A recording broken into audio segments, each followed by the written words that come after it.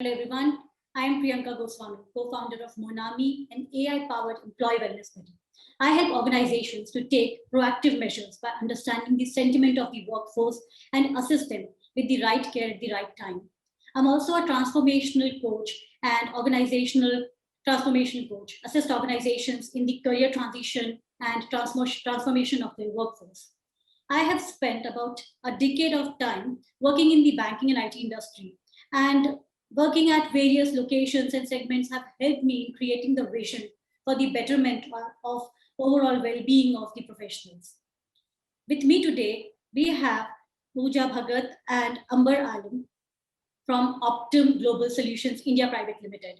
And it is an immense pleasure for me to be a part of this WIT panel discussion. I would like to introduce Pooja Bhagat. Pooja is Vice President Total Rewards, APAC and EMEA Human Capital. Pooja heads the Total Rewards functions at United Health Group for APAC and EMEA. She is a senior HR leader with over 20 years of experience in global organizations, working across multiple industries through consulting and HR leadership roles. Pooja is proficient in managing organization transformations involving restructuring and M&A scenarios, performance and reward solutions, and leading large regional teams across diverse skill sets and geographies. We also have Mr. Amber Alam as a panelist from Optum, who is head of EAP and Wellness Services Asia Pacific. Amber is a seasoned workplace wellness professional with 18 plus years of experience in running global operations and employee wellness services in India and other APAC region. Amber is with Optum since 9.5 years, and as a part of his role, he and his team works closely with a number of multinationals in the region to shape their mental health and well-being initiatives. Amber also represents India at the Asia Pacific Employee Assistance Roundtable as a board member. Now, I would like to start the discussion with some data points. According to the survey done by LinkedIn, we have found that 2 out of 5 employees are dealing with elongated working hours. 1 out of 4 respondents said they are struggling to focus on work. 1 out of 3 women respondents are putting in extra hours to afford childcare. So keeping all these data points in mind, why has it become ever so important for organization to foster a culture of health? How does culture of health impact both employees as well as the organization? I would like to invite Pooja to throw some light on this topic. Thanks, Priyanka, and good afternoon to everyone. Now, let me start by talking and reflecting a little about what's been happening around all of us the last 15 to 18 months. Right, we've seen major shifts in the way we live, and also the way we work. We've seen employees move from work from office to work from home, and now pretty much to sort of work from anywhere. And while of course this means increased flexibility for employees, it also means increased pressure of juggling both personal and professional commitments. And what that does is it increases stress levels, right? To add to it, we are living in very uncertain times. We don't know when this health crisis is going to end. And we have very limited visibility of really what's coming next. So there is a lot of uncertainty in the future as well. And that builds to our anxiety. And lastly, I think, particularly relevant for India, if you look at the last couple of months, this second wave, has really impacted a lot of people, a lot of employees at a very personal level, again, building to both, the stress and anxiety already existing. Now, given all of this, there is, I feel, in my personal opinion, no choice that employers really have but to, sort of start investing in a culture of health, and I would say not just health, but also health and well-being. And I think that it's no longer just an HR priority. It has actually shifted from being an HR priority to really being, a business priority. And this is because, as employers, it is important that companies ensure not only the care and well-being of their employees and their families, but also protect the organization. Unwell or unfit employees are not really going to help the organization in the short run or in the long run. Therefore, for organizations, this entails opportunities to not only engage with people and their families, but also to help shift behaviors and habits, and therefore reduce risk, lower cost, and over a period of time, improve the health and productivity of our employees. And companies have realized this, and they've realized the value of this, which is why, when you read or when you talk to leaders and you go through social media, and I'm sure Amber can talk more about this, you will see a lot of effort, a lot of energy, and a lot of investment, both in terms of leadership time as well as finances, that organizations are sort of focusing on. And what we've also seen is sort of an evolution. And the evolution has been on how these programs are defined. So from pure vanilla health programs, like your yoga and Zumba classes, they've actually evolved to more holistic well-being solutions, which have, not just physical health, but also financial health, and also enabling mental health and well-being. And this is not just us at Optum. I know a lot of organizations are focusing on this as well. And Amber, perhaps he can also throw some light on this. Thanks, Pooja, and thanks, Priyanka. And Pooja, you've got some very real and relevant topic, talking points here. Wellness has really become the topmost business issue over the past 12 to 15 months, or, to be precise, last 2 years. The pandemic has disrupted the whole world of work. Business and HR leaders have grappled with new ways of working. Remote work and grappling with, having the remote working enabled, and, the team has really raised the bar high. Just stepping a little back, we have seen employers curating cafeteria menu, to nurture shift in eating habits for their employee groups in the past. I've seen donuts getting replaced with healthy snacking options at the free food counters across several organizations. On-site fitness centers being operated to encourage employees adopt to exercise regime. I know there are organizations in India, who've got huge campuses, and Optum has been instrumental in designing their fitness centers. Like, we have been working pre-pandemic on designing health spas, fitness center, the gyms, designing the whole experience for employees. And now, if you look at today, all of that is kind of on a pause. However, at this time, when the pandemic has totally shaken the very architecture of well-being, this has become extremely important to ensure employees live healthier lives, even when they are working remotely. Because when employees are working remotely, honestly, the control or the kind of support that we could have imagined to provide to them as employers has really, it's become really bleak. You really don't have a lot of, support functions that you can't really extend to them when they are working from anywhere.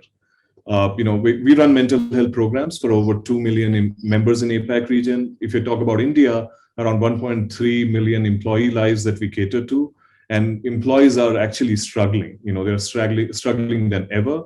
We've seen the volumes go up. We've seen typical issues cropping up with the new challenges with the new normal.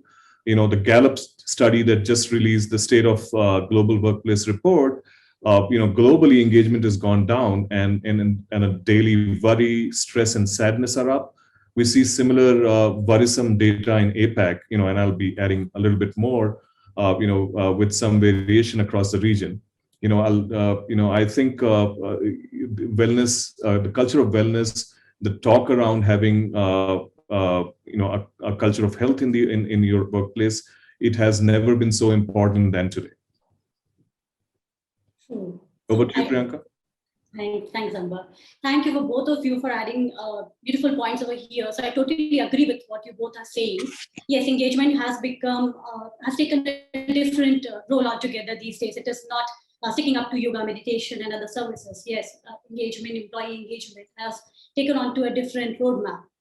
But still, I have some other points also here, which I would like to discuss with you today. So as we see that, organizations are taking different initiatives. Initially, when the pandemic started, we started with some online yoga, meditation, and counseling services, and many more services for well-being of the workforce.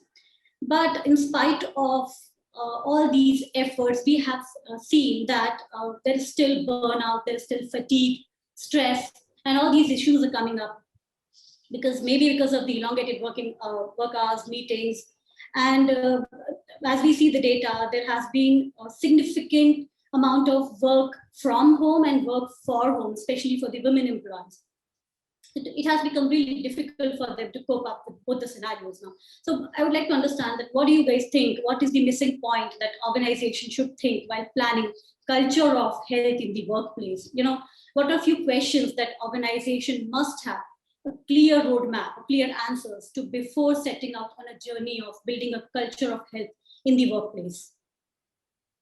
Sure. Thanks, Priyanka. I think great question. To begin with, we know from our annual global survey, so we run a wellness and workplace study every year. We've been doing this for almost 6 years now, where we interview 350 odd employers globally, who have, multi-country presence. And, it's evident, that culture of health is important, and most of the organizations agree to that, but only about 50% have established a culture of health. And it's a long, road to go. There's a lot of effort required for organizations that want to change this. I think some of the important questions to ask, which will include what well-being gaps are there to be filled. Do we understand what goals do the employees have? And the most important piece is the leadership committed to establish a culture of health. Because unless your leadership is by the side and they are, just not sponsoring, they're also walking the talk, it's extremely difficult to achieve that. What issues are affecting, my employees and, now, and how do I plan to address them? That should be one of the key questions for, human resource leaders. Have we measured how well our employees are? Because, unless you don't measure, you won't be able to improve. So there are a lot of markers that technology can enable in order to do a dipstick, in order to understand where we stand. And talking about the current scenario, this pandemic, will the well-being program going to sustain if work from home continues, or work from anywhere, which is now the new talk, like the hybrid workplaces that we are looking at. So these are the relevant questions I think employers should have in mind, and there can be more. And I will let Pooja add to it because we have done it beautifully in terms of our own 45,000 employees in the region and over 30,000 people in India. Pooja, you will have some perspective on that, right? Absolutely, Amber. And I agree with everything that you've shared so far on this. And let me start by saying, I think the first thing that organizations really need to do when they start on this journey, and I do say that it's a journey because it's not something that you can introduce in one day and say, okay, here now we have a health culture. Right? It is a journey and it is a constantly evolving journey, right? But when you start on it, I think one of the things that organizations really need to do is it's important for them to spend time in defining what is really the purpose of the health and well-being strategy, program, culture that they want to embark on, right? And when I say the purpose, it's really essentially asking three questions, right? The first is, why do organizations want to do it? Right? What do they want to deliver through the program? And then lastly, how do they want to deliver it? Right? Now, you spend a little bit of time on this, it creates that vision, for organizations, and it becomes that starting point. To this, companies need to look at data and not because of my rewards background, but I think data is one of the most underutilized information that we have out there. And there's a lot of data sitting internally, right? Most organizations have insurance policies. So what is that data telling us? How has insurance claims, what are the trends in the insurance claims in the last couple of years? And you can slice and dice that, look at various demographics, right? Look at what your claim ratio data is also telling you in terms of how is it going up and down? Is it more in certain pockets of population, etc., right? Most companies today do health checks. Now, it's important to look at that at a macro level and say, okay, what is the health, the status of the health of the organization? and understand and seek inputs, from there, and look at other internal data, absenteeism and any other fact-based information that is readily available for leaders to sort of start working on and start building the story. The other thing that that organizations really need to focus on is really understand and listen to what the employees are saying. I mean, a health and well-being culture can only be embedded if an employee or if employees of that organization want it to be embedded, right? So it's very important, to sort of understand what is it that employees want, what is it that they value, what is it that they need, and this is the gap analysis that Amber was talking about, to say, okay, this is what we really, what employees want and need, and this is what we are offering today, right? Supplement that with, with the data and all the information that you have, and you will see a beautiful story embedded in the vision, of your health and well-being strategy. Now, one is setting the vision, setting the purpose. The other is, how do we make sure that as you embark on this journey, it is successful in its delivery, right? And I think there are a couple of learnings, not only from from us at Optum, but also other organizations, as I speak to some of my peers and friends in the industry. First, again, Amber mentioned this, getting leadership and business support. I think any endeavor like this requires a lot of shifts in behaviors, and anything that requires shifts in behaviors and habits, leadership support is essential. It's not good to have, it actually is essential. Not only do they need to be your sponsors, they also need to be the voice of the organization to the employees. I mean, take Optum, right? Like Amber said, we have a program called Live Well, which has been running successfully for many years. And we purposely have kept a small team that runs. The core team of Live Well is actually very small for an organization across 45,000 people.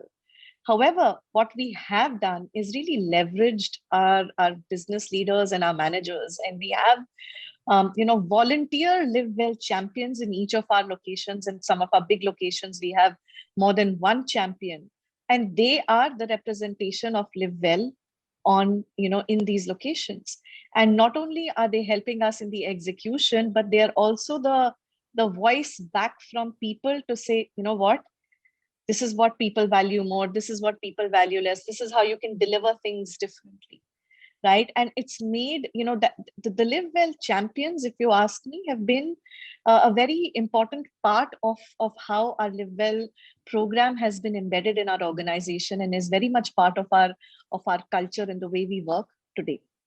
The other thing that organizations need to constantly do is drive awareness and consistent communication. I can't begin to tell you, no amount of communication is enough on this topic, right? The message of mental, physical, emotional health should actually be echoed in across your organization, different parts of it, whether it's at the start of when employees join us, or your onboarding. Actually, it can be even before that, as part of your external employer brand value. Internally, when employees join you, as they go through the different life cycles and different stages, it is very, very important for organizations to sort of keep repeating, communicating in a simple yet impactful manner, right? And this also talks, repeated messages help employees understand that, look, at the end of the day, my company cares for me, they are invested in me, and by the way, they are invested not just in me, but in my family as well. And what better return of investment can employers really get, other than the fact that here is an employee who feels that the company truly cares and values not just the employee, but the family. I mean, look at the return of investment you get in, the whole engagement, employee experience, and that, we know has a further implication on, not just, productivity, but other, quality outputs as well. The third thing that's important is to constantly take employee feedback. Look, at the end of the day, they are the customers when you launch a program like this or launch a strategy like this. They need to be able to relate it, and you need to constantly know what is doing, what is working well, what is not working well, what are our employee preferences, and as our employee preferences are changing, how can therefore the program continue to evolve to meet those changing requirements, right? At the end of the day, it is important that we keep health and well-being of our employees relevant.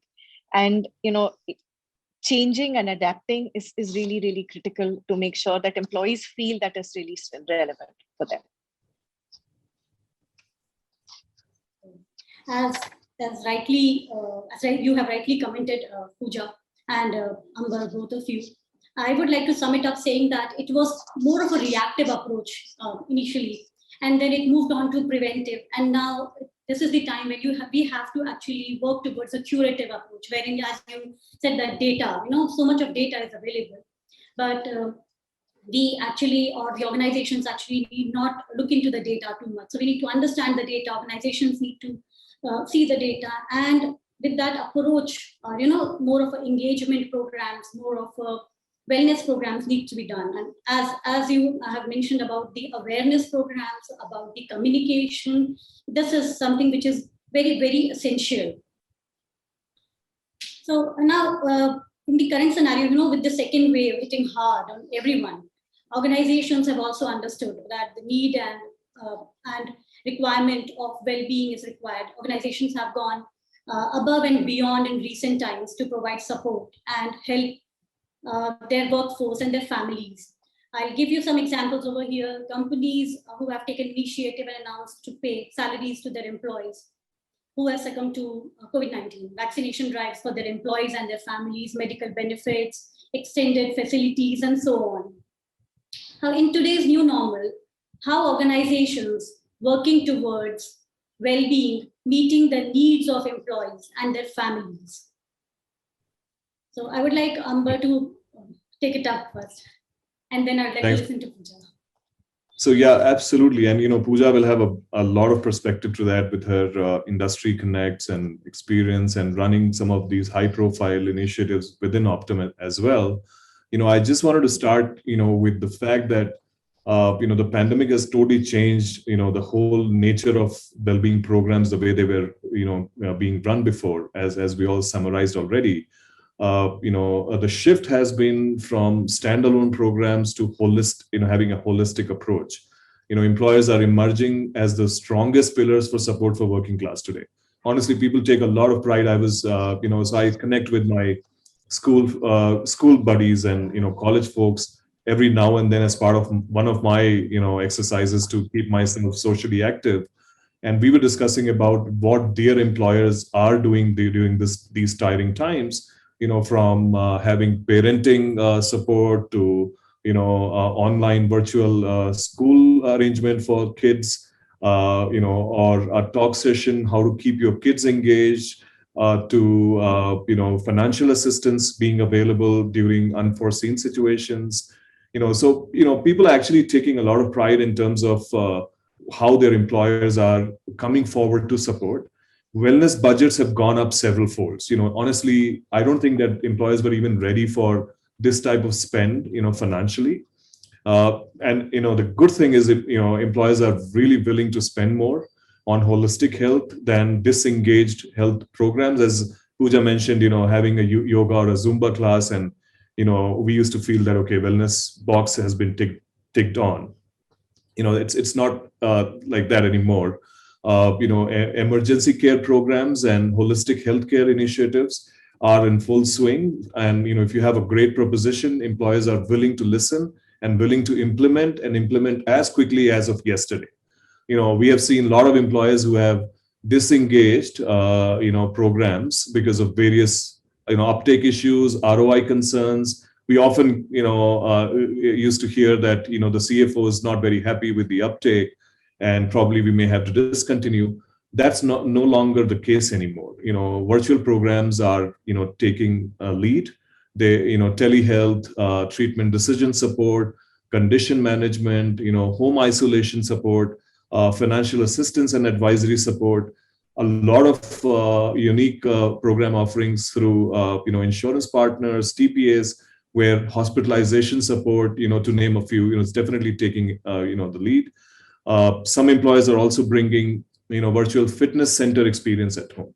So just to talk about the services Optum delivers, we have a program or an app-based solution called the Daily Burn, that has around 1,400 recorded fitness classes that you can actually enjoy from at the ease of sitting at home and from your mobile phones or an iPad or any screen that even on, you can cast it on TV. And we also have live exercise sessions, including yoga, and dance classes, etc., that can really change the way people used to perceive wellness. Some employers are bringing in virtual EAP. Virtual EAP is basically you get a video consult with a life coach. You should have a closed room, and you can just get it done as you need. Home biometric kit. So this is another piece which is picking up, especially in the APAC region, and we're trying to bring that to India as well, because it's extremely important that people have a check on their health markers. While you're sitting at home, clocking in 8 to 10 hours without moving, imagine, the pre-pandemic days when we had the liberty to go out for breaks and have some social gathering, at least some of us were using stairs instead of elevators. And all of that movement is actually gone. We talk about 10,000 steps in a day. Honestly speaking, if you're working 9-10 hours or clocking it, at home, it's very difficult to even clock 3,000 steps a day. So encouraging people to kind of take that effort. Biometric is a great tool. So we're trying to enable some of those markers with minimal exposure. You don't need to even go to a center, a lab. It can be made available at home. RT-PCR sample collection. We've done a lot of work in this area with ICMR approved labs who will actually come and collect samples at home. And most of the employers are willing to fund this because they're really caring for the people's well-being.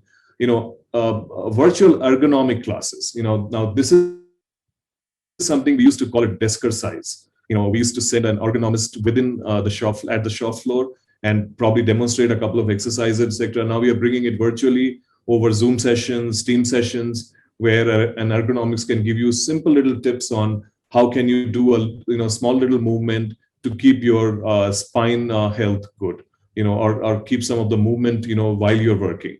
So some of those pieces, and to name a few, we've also done a lot of celebrity talks in terms of bringing in motivational speakers there, and they can actually talk about engagement and how you can build a culture of health in terms of even working as virtual teams. Pooja, would you like to add a little bit more in terms of what we're doing within Optum and what you're seeing in the industry? Sure. Thanks, Amber. And Amber, I fully agree with you. I think what got really what was very aptly visible during the second wave is that in most cases employees had literally nobody but their employers to turn to in the last few months, and there were these were really, really tough times, and in the absence of a proper public health program that you see in some of the other countries, the employers had to be the ones to sort of provide that. And you saw many organizations do many things. Amber's spoken about them. Companies invested, increased their investment across. You had telehealth, you had virtual medical care, you had all home isolation, home testing, all of that in there. Employers also extended additional paid leave, because not only for employees who were impacted directly, but also with many employees had to be caretakers for their family members who were unwell. During the really I would say the toughest moments of the crisis, of the health crisis, we saw lack of oxygen. So many companies put up oxygen helplines. They imported oxygen concentrators, made that available. You had employees who had gone through COVID, volunteering for donating plasma. I mean, lots of things for employees and their families as well. And of course, in the unfortunate incident that employees are passing away, many employers have sort of relooked at the kind of benefits and support that they provide to the families of these, employees that have unfortunately passed away. At Optum too, we, like other organizations, we did that. Of course, our Live Well program completely focused on initiatives that were really asked and desired by our employees on preventive care or post-COVID care, etc. In addition to that, we launched a program called United Cares, and we actually launched it last year. It's a global program, and the program focuses on employees and families of employees who have or who are going through COVID-19, who are ailing from that. And what it does is it sort of becomes, we have a team that supports in this, and they become like a one-stop shop for making different kinds of benefits available to employees. And, particularly in the second wave, we saw that this was really helpful. A lot of, their things were very chaotic outside. Everything was shifting. The people did not know where beds are available, hospital beds are available, where are, oxygen supply is available, medicines available. And, the United Cares program actually sort of became, a one-point contact for our employees and their family members. To call and say, okay, I need help in this. How can I do this? So there was guidance, there was advice, there were teams that they could sort of, connect, the employees and their families to. And we got a very positive response on this, from our employees as well. Now, it also included benefits like what a lot of other companies have done, stuff like, financial assistance, additional medical insurance coverage for COVID-related ailments, and things like this, which like Amber said, most companies have sort of have extended to their employees. Now, the one thing that I think is becoming increasingly relevant in these programs is, given that everything is virtual, right? Most organizations are still largely operating from a work from home or work from anywhere model. Increasingly, companies have really leaned on to technology and virtual programs, and they've helped play a key role in in shaping how these benefits have played out. And I think that's here to stay. I think this is a future trend. I think virtual well-being is going to be an integrated, an integral part of health and well-being strategies or programs in the future, and they're part of the new normal. Health portals allow employees to log in from anywhere, access information, access programs, sign up for webinars, anything that's available, almost instantly. Wellness challenges, virtual challenges and webinars are being leveraged not only to share and educate and build awareness with employees, but they're also in a remote working environment, are being used as a key medium of communication and engagement with employees and also their families. Telehealth sessions, virtual medical care, etc., are now allowing employers to provide medical care to employees sitting anywhere, right? And lastly, these virtual initiatives can be customized. They can be focused on specific needs. So small group focused actions, or even individual actions, can be done, and they're easier to execute. And over a period of time, delivering them virtually is also cheaper. So, this makes the whole well-being program more customized to individual employees and helps them keep them engaged and productive. Right. So yeah, I totally agree with what both of you were saying, and I'm very glad to know there are some programs which I've not heard of, like home biometric kit and home ergonomic classes and parenting and other life skill related talks, which we have just now discussed, and Amber has been kind enough to tell us more about it. And see, I totally agree with what you are talking, Pooja, but I have a different opinion about being with the virtual well-being. I'm sure well-being is going to be there for a very long time with us, but virtual well-being, I'm not sure how far the adoption is going on in the industry these days. Is the adoption enough between the employee workforce? Because the time frame, the kind of work we have, it becomes difficult at times to join the webinar. However, when it comes to connecting to a counselor, connecting to expert for some medical care or some sessions, we do that. So yes, it becomes economical, it becomes easy, and it becomes really, it's just one-stop shop solution. You can just go and get things done. But I have a different point here, which is about post-COVID-19, as you rightly highlighted that issue. Post-COVID-19, there has been consistent neurological and psychological issues we have seen. Mental health has become the talk of the town. The pandemic has brought the entire discussion about mental health in the center stage. Millennials in general used to call for whole person care, and with the pandemic, there is a sharp focus on mental health at workplace. According to data published by Economic Times, about 93% say their mental health issues at work negatively affect their home life. 32% feel the burnout because of overwork, or could be any other issues. Now, while some organizations did have programs around mental health, COVID-19 has brought this subject into sharp focus, and I'm sure you guys will agree to it. What are some of the trends that we see in this area? So this becomes the new talk of the town. Like Amber to take it up first, and then we would love to listen to Pooja. Sure, sure.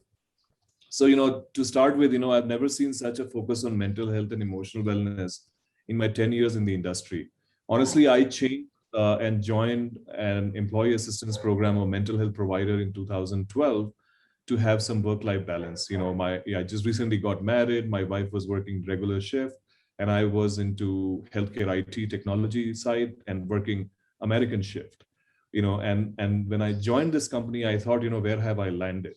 Because a company with 200,000 employees in India, and you look at the utilization, it was hardly 0.5%, not even that. In the last 8-9 years, or 9.5 years to be precise, of me working with Optum, and the way we have evolved, and a lot of contribution also goes to, while COVID-19 is definitely one of the markers where people are more aware and they want to embrace a mental health strategy. We've also a lot of other factors. People are more aware, becoming more aware in terms of, opting for professional help, because the problem is that, advice is available free in India. In your family circle, in your friend circle, as people managers. I remember, my previous stint with a technology giant. I had a team of 300 people at 2 locations, and every month it was mandatory for a people manager to document 101s and upload it on SharePoint. I don't know who was going to read those 300, odd 101 interactions, but that was one of the mandatory exercises. And had I known that there's something called a mental health intervention or an EAP program, and we used to have one, I would have actually outsourced a lot of those concerns to a proper professional help type of setup. People would come with financial concerns, a breakup issue, or concerns with the colleagues in terms of personal matters. And as managers, we tend to kind of intrude into their lives, like to some extent we try to become troubleshooters. And you can't really troubleshoot human minds because it's a very different type of mechanics altogether. So what we are seeing right now is that professional help is being sought for. Employers are becoming very, very aware. They want EAP program as part of their strategy. As part of our global survey that we run, EAP used to be number 8 or 9 on the wellness benefits charter. And it's now down to number 2. Number 1 is health risk assessment, where everybody wants to recognize what the risks are. And Pooja outlined about the insurance claims, which is a great playbook for any employer to kind of deep dive and figure out what concerns people have. But again, unfortunately, mental health is not that regulated by in insurance bodies. I mean, there is an effort, on that side, but honestly, you really can't make up or get some markers from there, because outpatient and inpatient coverage that are there for insurance claims that are very, very limited in terms of, you won't really get a lot of info from mental health perspective. But what we are seeing, book of business perspective, 46% increase in the uptake in the last 6 months.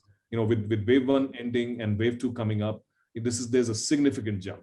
I have my team, which is a team of around 50 odd psychologists working 24/7. We've added around 28 new psychologists, trained them virtually, got them onboarded without even them coming to office in this lockdown. 500 plus grief sessions. So we do grief sessions, especially for teams who have lost a loved ones, or team member, and there's a sort of grief in the team. We arrange an expert come and try to diffuse that. So around 500 sessions in just 1 month, in month of May 2021. We have raving feedback from employers in terms of the way these interventions are working. Around 100 plus sessions delivered just for people managers in a month. So one of the biggest pieces that I have experienced in last several years working on mental health interventions, that employers buy this as a tick in the box. That's no longer the case.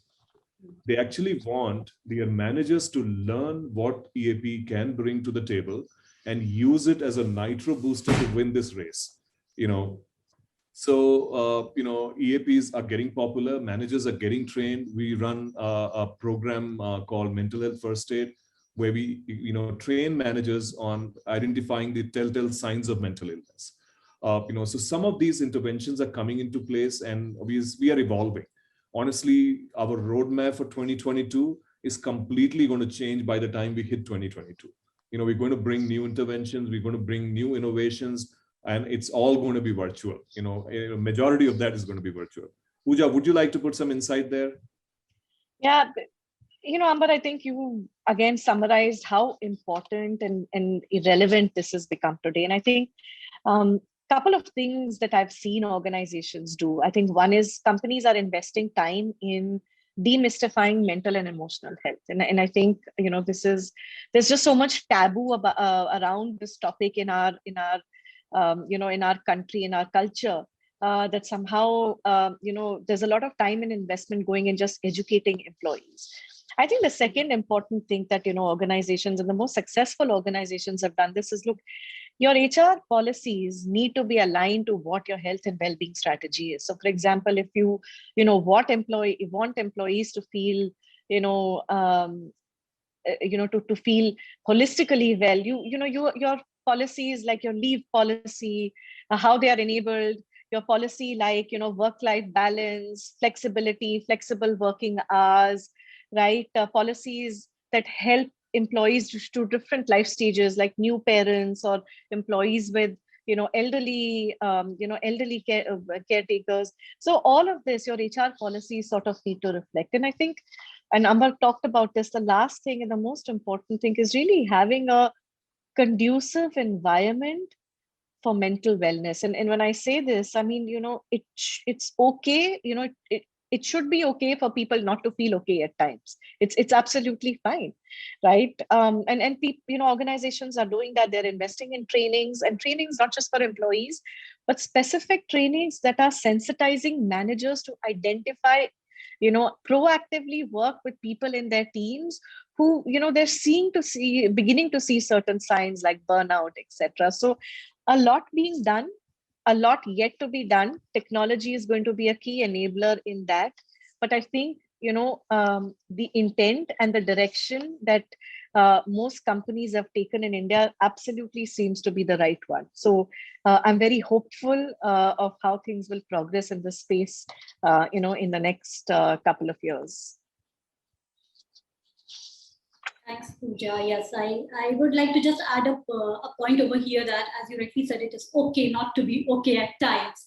it has become very significant these days as we talk to organizations and various HR leaders that yes, it was a tick box, as Amber rightly said, but now they've actually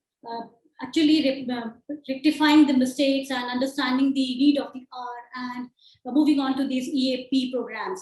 So yes, things are changing and it will change in the near future. We are being very hopeful about it. With that, I would like to come up to the last part of the discussion, which is about the various wellness initiatives organizations are taking. Wellness initiatives and programs are conducted in almost all the organizations. But as we are talking again and again about the holistic approach, is this actually helping the workforce at the grassroots level? What are some best practices, organizations and leaderships can follow to measure success of a wellness program? I would like to understand that, is there a framework that can be outlined with various steps or elements that you consider as integral to building a culture of health at the workplace? Pooja, I would like to understand it from you, that how do companies value success? How do they come up with this kind of a framework? Yeah. I think a couple of things there, Priyanka, and I think very relevant question, because at the end of the day, companies are going to look at how is this successful for them and the employees. I think the first thing is, like I said, we need to have a clear strategy on health and wellness. I think that is absolutely necessary. Otherwise, it is just a tick in the box, right? The second thing, and we've spoken about this in a couple of, the previous questions, is really leadership sponsorship, leadership engagement in not just at the start, but during the whole program. And, in Optum, the Live Well champions are a classic example of that. They are actually the heroes of our success story, if I can say that. The third thing is focus on not just the employees, but really, employees, their families, and the communities. I think this will help in making the program more impactful and create more, higher return on investments in the longer term. The fourth thing is keeping the program relevant, adapt it as the employees' needs evolve, stop what is no longer relevant, start what is needed, continue what is needed, and it's okay. It's fine to keep on changing it, but that's, evolve it. It's important to keep it relevant. Regular employee feedback through various surveys, interventions. I think getting feedback is something many companies have mastered the art on. So this is another topic that you really should sort of continuously get feedback and listen to what the employees are saying on what they value and what their personal health goals are. And again, like I said, I go back to the, to the journey, to what I started. Very, very important to have the purpose of this, of a health and well-being strategy. And you need to link that purpose to the broader business strategy, broader business priorities, for it to truly be embedded in any organization. Amber, I'm sure you have more insights given your experience with the market. Amber, you are on mute, I guess. I'm so sorry. I think, Pooja, you summed up really well. And in the interest of time, I would really, I would like to sum it up in terms of, the way, I don't think there is a prescription available for having a framework. Every employer has a different environment. And, it has to build to suit in terms of, how an overachieving strategy can work, or with a clear roadmap, focusing on programs that are the need of the hour. And, most of the employers are, gearing towards that. Technology, I would say, would be the most effective piece in terms of using it wisely, in terms of gauging where we stand and where we want to be, and, seeing the improvements. And most importantly, as we initially, discussed, the leadership support. We do a program called Optum My Wellbeing that actually gives you a health score, and it's an AI-driven program that actually, adds points, and points are deducted basis your movement, your behavior, and your mental health, status.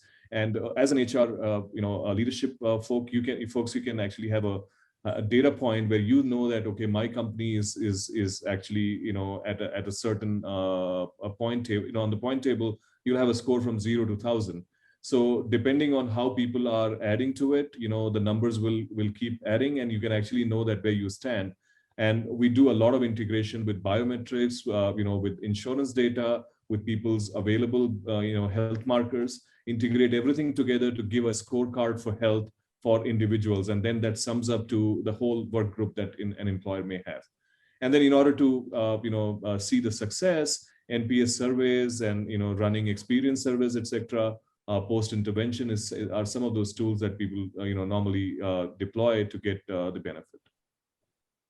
Yeah, so this is something very interesting discussion going on, and I can go on and on discussing about this entire topic throughout the day. But since we are at the top of the hour, I would just like to sum it up stating that, and I would like both of you to help me closing the entire discussion. So I would like to sum it up saying that, yeah, wellness and well-being is the new is not the new concept for the industry, for the organization, but yes, it has taken the front seat with the pandemic. And companies like MonAmI, Optum, and other organizations helping the companies, organizations, IT, banking, any other sectors, all the sectors out there are actually making a difference in the organization. So I would like Pooja to help me closing the discussion. I think, Priyanka, you summed it up really well. The way I see it today, and I said it before, health and well-being, holistic health and well-being is an integral part of business priority today. The fact that leaders are talking about it, you go to social media, you go to LinkedIn, you'll see so many leaders talk about, this just talks about how important and relevant of a business priority it has become. As Amber said, technology will be a key enabler. But most importantly, the end of the day, I think it will be the most important for our employees who I think will extract the maximum value of it. And I think, that is really going to be the most critical element of success as we, as companies continue to evolve in this journey. Amber, I would like you to please add up some points on it. Thanks, Priyanka. I think, you guys did a fantastic job, and Pooja, you summed it up really well. I echo what you said. Honestly speaking, this is a very new sort of setup for each one of us, be it employees, be it employers, we are all learning and it's evolving, as you rightly said. So let's wait and watch, and let's do the right thing for our people, which is going to help them live healthier life every day. Thank you so much, Amber and Pooja, for giving your time today and for helping us understanding the culture of health at workplace. It was lovely interacting both of you today and got to know a lot of things, which as an industry expert, for the companies, we need to imbibe, we need to learn, and we need to see that impact coming up. So waiting for the change now. Thank you for your time. Thanks, Priyanka.